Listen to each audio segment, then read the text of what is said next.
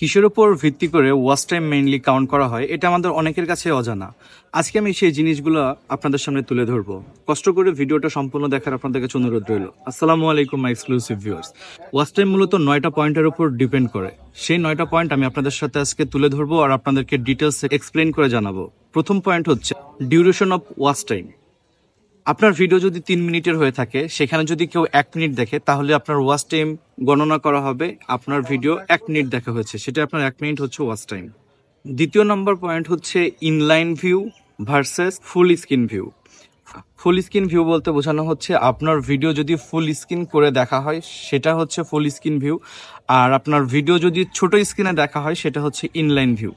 মূলত full screen ভিউকে বেশি প্রায়োরিটি দেওয়া হয় ওয়াচ টাইম কাউন্ট করার ক্ষেত্রে। 3 নম্বর পয়েন্ট হচ্ছে auto play versus click to play. Auto play হচ্ছে আপনার ভিডিওটা যখন অটোমেটিক্যালি প্লে হতে থাকবে বা কারোর সামনে চলে আসবে নেক্সট ভিডিও করার পরে, সেটা হচ্ছে অটো প্লে। আর ক্লিক টু প্লে হচ্ছে যেটা আপনি নিজের ইচ্ছায় প্লে করে দেখতেছেন। ক্লিক টু প্লেকে বেশি প্রায়োরিটি দেওয়া হয় আপনার ওয়াচ টাইম কাউন্ট করার ক্ষেত্রে। 4 নম্বর পয়েন্ট হচ্ছে এঙ্গেজমেন্ট। এঙ্গেজমেন্ট বলতে বোঝায় হচ্ছে যদি আপনার ভিডিওতে লাইক, কমেন্ট, শেয়ার বেশি পড়ে, তাহলে ভিডিওটি অন্য দর্শকদের কাছেও প্রচার করা হয়ে থাকে। বেশি এঙ্গেজমেন্ট মানে বেশি দর্শকদের সামনে প্রচার করার সম্ভাবনা থাকে আর আপনার ওয়াচ টাইম বেশি কাউন্ট হয়ে থাকে। 5 নাম্বার পয়েন্ট হচ্ছে আপনার ভিডিও লেন্থ। আপনার যদি বড় ভিডিও হয়ে থাকে তাহলে সেখানে আপনি যতক্ষণ আপনার অডিয়েন্সকে আটকিয়ে রাখতে পারবেন তখন আপনার ওয়াচ টাইম বেশি হিসেবে কাউন্ট হবে। রিলস ভিডিওগুলোতেও যদি আপনার দ্রুত এঙ্গেজমেন্ট বাড়ে তাহলে সেখানেও আপনার ওয়াচ টাইমটা দ্রুত কাউন্ট হবে।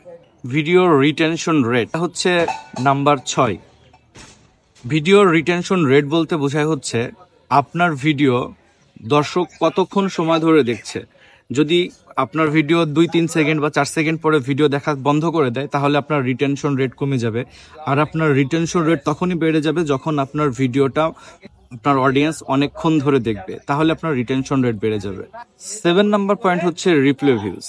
যদি অডিয়েন্স আপনার ভিডিওটা একাধিকবার দেখে সেটাও আপনার ওয়াচ টাইম হিসেবে কাউন্ট হবে। প্রতিবার দেখার নতুন ওয়াচ টাইম হিসেবে এটাকে কাউন্ট করা হবে। 8 নাম্বার পয়েন্ট হচ্ছে লাইভ ভিডিও। আপনারা যখন লাইভ করতেছেন, যতক্ষণ আপনার অডিয়েন্স আপনার লাইভটা দেখতেছেন ততক্ষণ পর্যন্ত আপনার এটা ওয়াচ টাইম হিসেবে কাউন্ট হচ্ছে।